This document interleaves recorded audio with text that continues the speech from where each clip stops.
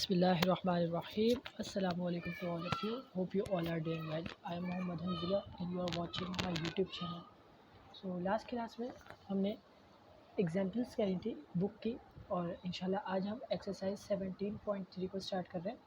तो एक्सरसाइज 17.3 में हमारे पास क्वेश्चन नंबर 1 है, verify the commutative property of union and intersection for the following sets. अगर आपको याद हो तो हमने जो लास्ट एग्जांपल्स करें थे उसके अंदर हमने कम्यूटेटिव प्रॉपर्टी को भी करा था, ठीक है। तो आपके पास जो एग्ज़ाम में सवाल आएगा वो इसी तरीके से आएगा कि आपको वेरीफाई करना होगा कम्यूटेटिव, एसोसिएटिव या डिस्ट्रीब्यूटिव, इन तीनों में से कोई एक प्रॉपर्टी के लिए आपके पास सवाल आएगा। लेकिन आपको ये प्रॉपर्टी याद करनी पड़ेगी। जैसे कि मैं आपको जो याद करवाने का है वो बता देता हूँ। आपके सामने जो लिखा हुआ है ना, सबसे पहले तो हमें ये सवाल ऐसे दे देंगे, सेट दे देंगे दो, हमारे पास सेट ऑफ ए है और सेट ऑफ बी है। इसके बाद हम आपके पास जो लिखा हुआ है ना, commutative property of union, that is A union B is equals to B union A. आपको ये याद करना पड़ेगा कि कौन सी कम्यूटेटिव प्रॉपर्टी है और कौन सी एसोसिएटिव प्रॉपर्टी है। तो मेरे पास सवाल है, सबसे पहले ए यूनियन बी निकालेंगे हम इसके अंदर। तो taking left hand side and left hand side is this A union B. तो सेट ऑफ ए यूनियन का साइन आएगा, इसके बाद सेट ऑफ बी आएगा। तो यूनियन में A B C D E I O U, हमारे पास ए यूनियन बी आ गया। इसके बाद हम बी यूनियन ए निकालेंगे। तो इसके लिए taking right hand side is equals to B union A. तो B union A is equals to A E I O U, set of B, उसके बाद यूनियन और फिर set of A B C D E. तो हमारे पास A union B union A का जो आंसर आएगा वो है A B C D E I O U. अच्छा, अब आप जब देखेंगे इन दोनों आंसर्स को तो सेम होंगे। अगर ये सेम नहीं है तो आपने कोई फिर गलती करी है, ठीक है। अगर ये सेम है तो आपके पास क्या, ये वेरीफाई हो गया। तो कम्यूटेटिव प्रॉपर्टी ऑफ यूनियन हमारे पास क्या हो गई, लेफ्ट हैंड साइड बराबर हो गई राइट हैंड साइड के ए यूनियन बी बराबर हो गया बी यूनियन ए के। तो हमारे पास ये क्या, वेरीफाई हो गई। इसके बाद हम इसका बी देखते हैं। बी है हमारे पास कम्यूटेटिव प्रॉपर्टी ऑफ इंटरसेक्शन। ये है ए इंटरसेक्शन बी, ये बराबर है बी इंटरसेक्शन ए के। तो सबसे पहले taking left hand side and left hand side is A intersection B. A intersection B is equals to A B C D E, set of A intersect फिर set of B. तो A intersection B का जो आपके पास answer आएगा वो आएगा A E. Taking left hand right hand side, right hand side है हमारे पास बी इंटरसेक्शन ए। तो सबसे पहले B intersection A is equals to set of B intersect फिर सेट ऑफ ए।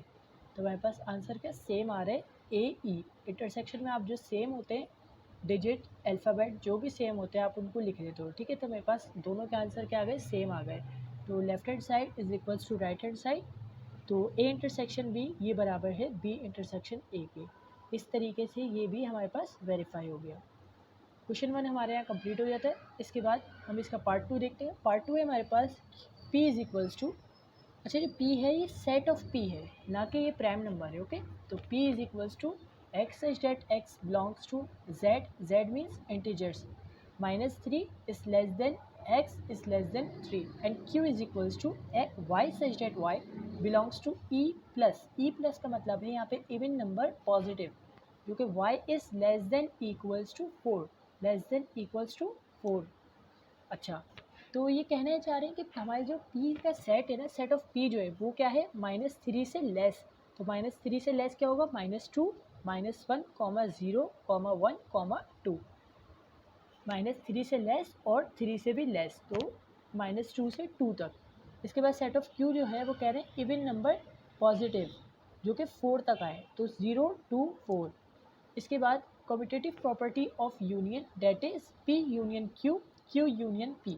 अच्छा, पहले हमने क्या लिखा था, a union b, b union a। तो अब हमारे पास अल्फ़ाबेट चेंज हो गया, तो हमारे पास प्रॉपर्टी का नेम भी मैंने चेंज कर दिया। तो प्रॉपर्टी का नेम हो जाएगा p union q is equals to q union p। सबसे पहले टेकिंग लेफ्ट हैंड साइड है हमारे पास p union q। p union q is equals to, सबसे पहले सेट ऑफ p, इसके बाद यूनियन सेट ऑफ q। तो p यूनियन q का हमारे पास आंसर आएगा -1, -2, 0, 1, 2, 4। इसके बाद टेकिंग राइट हैंड साइड है हमारे पास q यूनियन p, ठीक है। q यूनियन p में सबसे पहले हम सेट ऑफ q लिखेंगे, फिर यूनियन सेट ऑफ p। तो q यूनियन p का हमारे पास आंसर आ जाएगा -1, -2, 0, 1, 2, 4। तो दोनों आंसर हमारे पास सेम आ रहे हैं, इसलिए left hand side is equals to right hand side. P union Q और Q यूनियन P ये बराबर हो गए, तो ये हमारे पास क्या हो गया, वेरीफाई हो गया। तो अभी तक हमने कम्यूटेटिव प्रॉपर्टी ऑफ यूनियन को वेरीफाई कर लिया। इसके बाद हम देखते हैं कम्यूटेटिव प्रॉपर्टी ऑफ इंटरसेक्शन, जो कि हमारे पास P intersection Q is equals to Q intersection P। तो टेकिंग लेफ्ट हैंड साइड हम सबसे पहले लेते हैं P intersection Q। P intersection Q है हमारे पास, इसके अंदर सबसे पहले set of P intersect set of Q। तो P इंटरसेक्शन Q का आंसर आएगा 2, ठीक है। इसके बाद हम देखते हैं आगे, taking right hand side Q intersection P। सबसे पहले सेट ऑफ Q और फिर intersect with set of P। Intersect में हम जो सेम डिजिट या वेरिएबल होता है उसको लिखते हैं, तो मेरे पास आंसर इसका भी 2 आ जाएगा। तो इस तरीके से लेफ्ट हैंड साइड बराबर हो जाएगी राइट हैंड साइड के P intersection Q is equals to Q intersection P, और इस तरीके से हमारे पास ये वेरीफाई हो जाएगा। क्वेश्चन नंबर 2 है हमारे पास, verify the associative property of union and intersection for the following sets. अच्छा, सेट हमें दिए हुए, सेट ऑफ ए दिया हुआ है, बी दिया हुआ है और सी दिया हुआ है। तो सबसे पहले हम एसोसिएटिव प्रॉपर्टी ऑफ यूनियन। अच्छा, एक चीज़ आपके पास जो है ना बहुत आसानी है अगर याद करने के लिए, ट्रिक बताता हूँ आपको। जब आप एसोसिएटिव प्रॉपर्टी याद करोगे ना तो अपने माइंड में एक चीज़ रखना कि एसोसिएटिव प्रॉपर्टी के अंदर आपको 3 सेट्स चाहिए होते हैं, ठीक है। अगर आपके पास सवाल आ रहा है verify the associative property of union and intersection for the following और 3 सेट्स गिवन है, तो ये एसोसिएटिव प्रॉपर्टी है, ठीक है। अब आपको जब इसकी यूनियन और इंटरसेक्शन याद होगी तो आप इसे खुद सॉल्व कर लोगे। तो A union B union C is equals to A union B union C, बहुत आसान है, थोड़ा सा माइंड लगाओगे तो याद हो जाएगी। सबसे पहले taking left hand side A union B union C.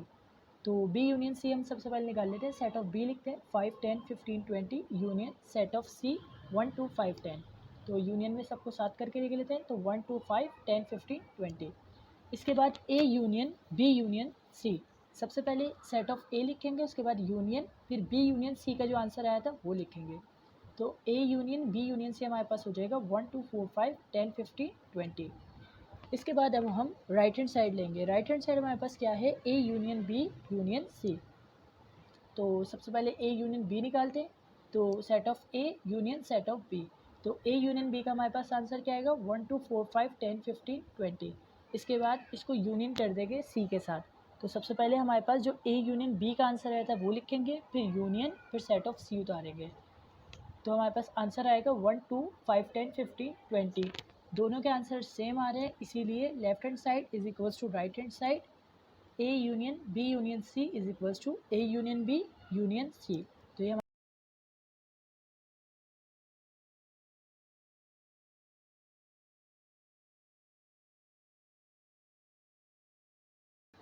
Part 2 है हमारे पास, A is equals to N, B is equals to P and C is equals to W, ठीक है। एन का मतलब होगा हमारे पास नेचुरल नंबर, पी का मतलब है प्राइम नंबर और सी का मतलब डब्ल्यू का मतलब है होल नंबर। अच्छा, हमें सवाल के अंदर बताया हुआ नहीं है कि हमने कितने नेचुरल नंबर लेने, कितने प्राइम लेने और कितने होल नंबर लेने हैं। तो हमने जो है अपने पास से सपोज करके स्टार्टिंग के 5 ले लिए, यानी 5 नेचुरल नंबर, 5 प्राइम नंबर और 5 होल नंबर।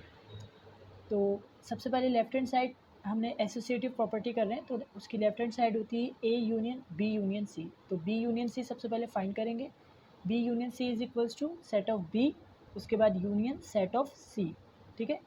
तो इसका हमारे पास आंसर क्या आ जाएगा, 0, 1, 2, 3, 4, 5, 7, 9। इसके बाद इसको ए के साथ यूनियन कर देंगे, तो set of A union B union C का जो आंसर आया था वो लिख देंगे।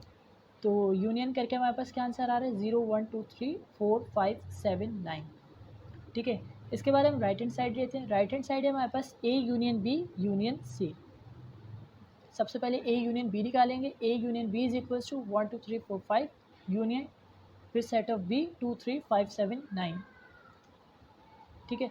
तो इसके बाद ए यूनियन बी का हमारे पास क्या आंसर आ जाएगा, 1, 2, 3, 4, 5, 7, 9।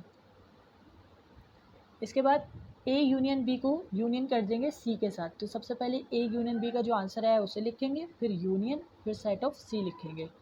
तो हमारे पास आंसर आएगा 0, 1, 2, 3, 4, 5, 7, 9।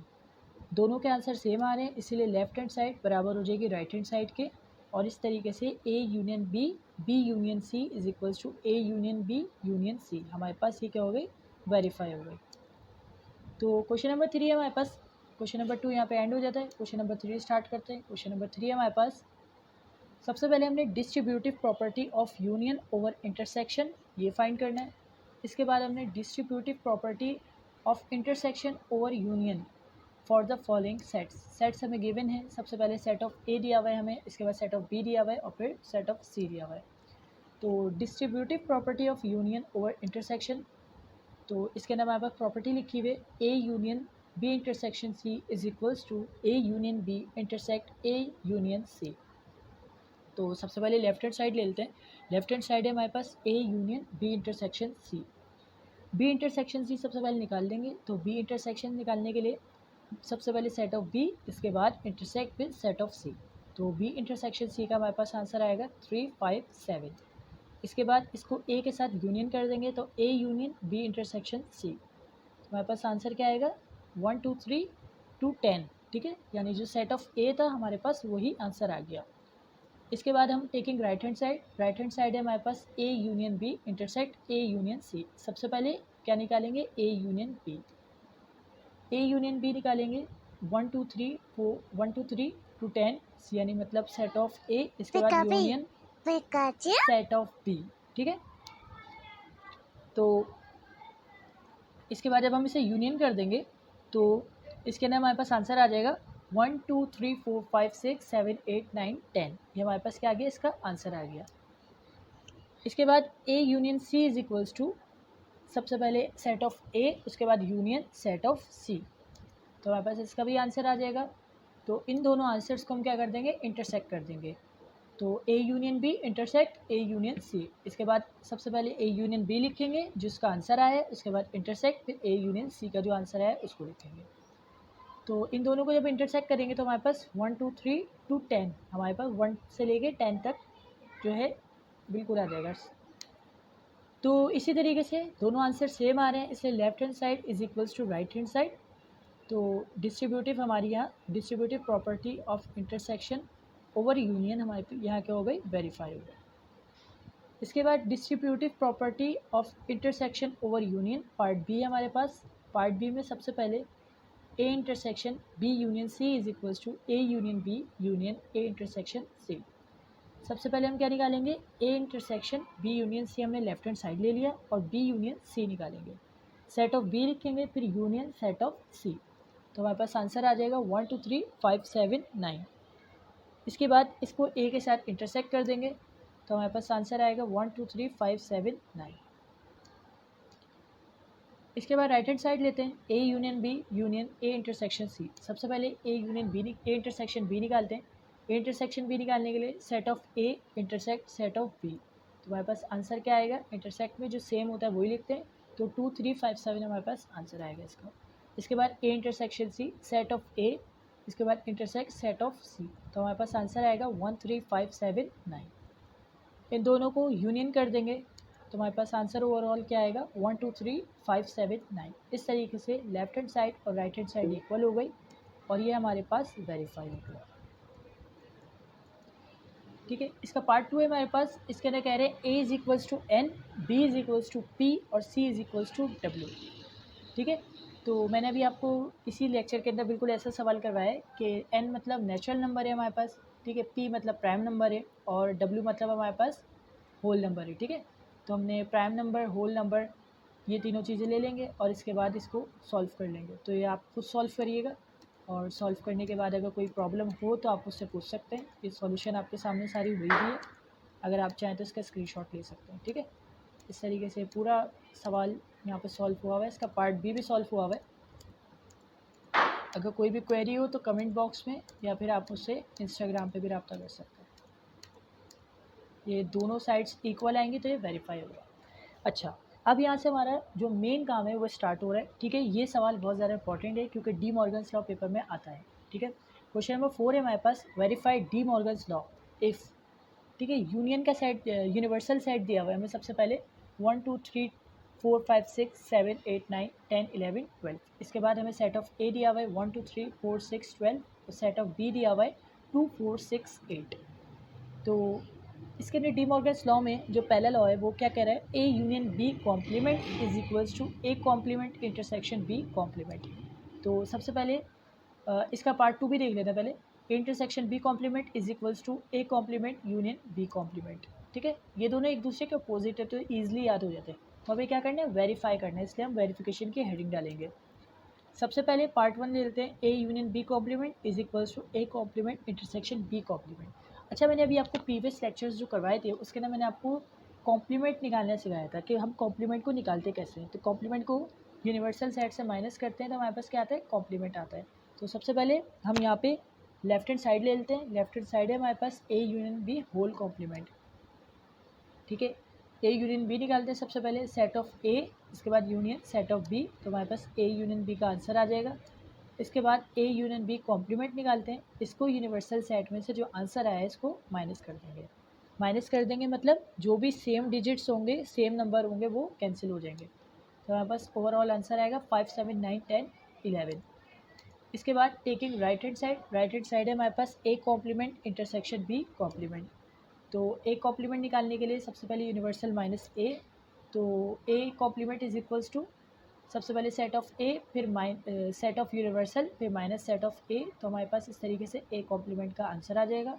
इसके बाद हम बी कॉम्प्लीमेंट निकालेंगे इसी तरीके से, तो हमारे पास बी कॉम्प्लीमेंट का आंसर आ जाएगा। बी कॉम्प्लीमेंट के लिए universal set minus set of B, तो इस तरीके से बी कॉम्प्लीमेंट का आंसर आ गया। अब दोनों आंसर्स को आपस में इंटरसेक्ट कर देंगे तो हमारे पास ओवरऑल आंसर आएगा 5, 7, 9, 10, 11। 5, 7, 9, 10, 11। तो लेफ्ट हैंड साइड और राइट हैंड साइड हमारे पास क्या हो गई, बराबर हो गए। इस तरीके से वेरीफाई हो।